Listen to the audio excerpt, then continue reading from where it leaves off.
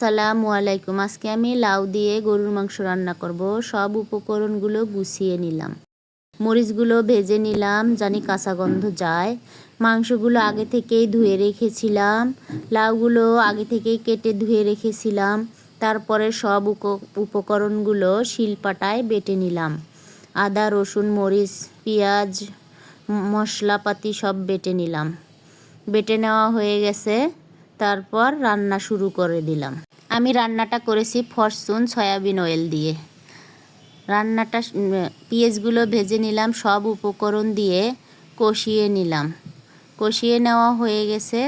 তারপর কাঁচামরিচ দিয়ে রান্না করেছি, এর জন্য একটু কালার কম এসেছে। এবারে আমি গরুর মাংসগুলো দিয়ে দিলাম। দিয়ে সুন্দর করে কষিয়ে নেওয়ার পরে লাউগুলো দিয়ে দিলাম। লাউ দেওয়ার পরে সুন্দর করে আরেকটু কষিয়ে নিব। কষিয়ে নেওয়া হয়ে গেলে ঝোলের পানি দিয়ে দিব।